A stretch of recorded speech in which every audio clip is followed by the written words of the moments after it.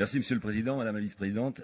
Avant de commencer, permettez-moi, Monsieur le Président, de reprendre les chiffres que vous avez assénés avec la provocation qui vous caractérise hier, chiffres venant du ministère de l'Intérieur et qui, bien entendu, ne peuvent être vérifiés lorsque nous sommes en séance. Pour faire simple et éviter toute méfiance entre nous, j'ai repris vos propres chiffres, Monsieur le Président. Vous savez, ceux auxquels vous nous demandez de nous référer avec votre vice-président quand vous ne voulez pas nous répondre.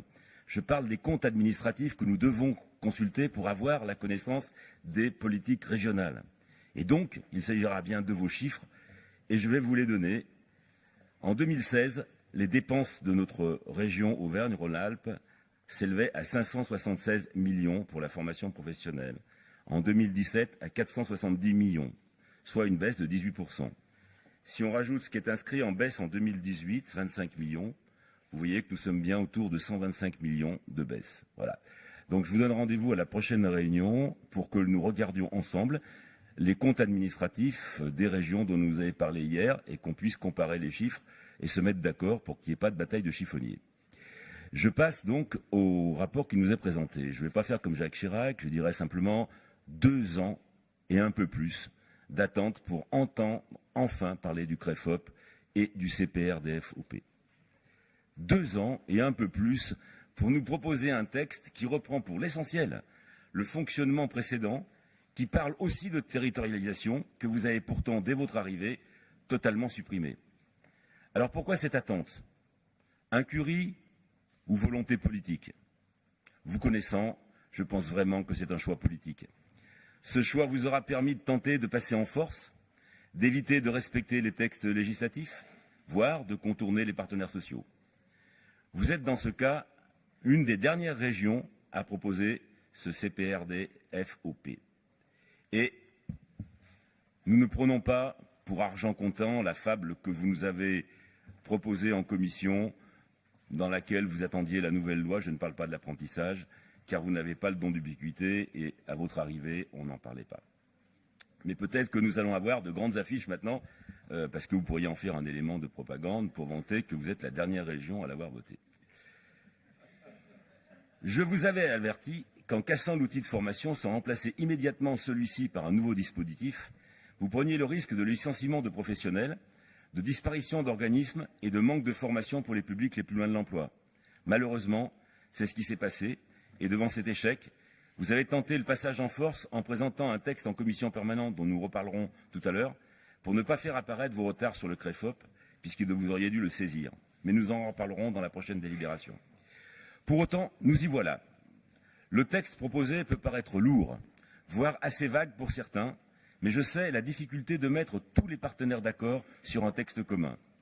Et je veux remercier ici les services qui, malgré votre manque d'entrain politique, et c'est un euphémisme, ont pu continuer à garder le fil de travail avec nos partenaires. Bien évidemment, nous n'amenderons pas votre texte, puisqu'il a fait l'objet d'un agrément, même bien TED, de la plupart des partenaires sociaux, à l'exception de FO et de la FSU, qui, eux, se sont prononcés contre. Mais nous vous demandons, Madame la Vice-Présidente, de participer activement au travail du CREFOP, afin de porter la parole de la région. Car vous avez et nous avons besoin d'un dialogue et d'un travail partenarial avec les partenaires sociaux. Et au moment où les menaces de l'État se précisent, il nous faudra bien partager le sens de nos politiques pour pouvoir continuer à appliquer les missions qui nous sont confiées. Car ce que vous nous proposez, c'est un cadre. Et comme tout cadre, ce qui compte, ce sont les déclinaisons d'application qui suivront nécessairement. Car, et j'y reviendrai lors de la prochaine délibération, il m'arrive en vous entendant, Madame la Vice-Présidente, de croire à certaines convergences. Mais entre les discours et les actes, nous ne nous y retrouvons pas. Les partenaires sociaux vous ont alerté sur notre volonté de vouloir tout traiter en formation professionnelle sur la base de l'adéquationnisme, laissant ainsi sur le bord du chemin les plus défavorisés. Nous partageons cette alerte. Ne mettons pas toutes nos forces au bénéfice exclusif de certains, en oubliant ceux qui ne peuvent y prétendre. Et de grâce, ne nous écharpons pas sur le pourquoi, laissons cela au Rassemblement national. Ces personnes en grand danger existent. Notre devoir, c'est de les prendre en compte et, bien entendu, de traiter les causes en parallèle. Vous l'aurez compris, notre vote sera positif. N'y voyez pas un chèque en blanc, mais au contraire, une exigence sur la définition d'une politique de formation ne laissant personne de côté, ni nos entreprises, ni les personnes les plus loin de l'emploi.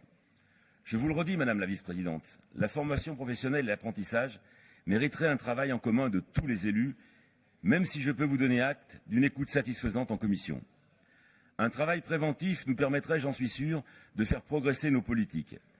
Tout est urgence, mais je pense que l'apprentissage est encore plus urgent. Aussi, je vous renouvelle notre demande d'un travail en commun pour définir notre nouvelle politique en réponse aux décisions nationales.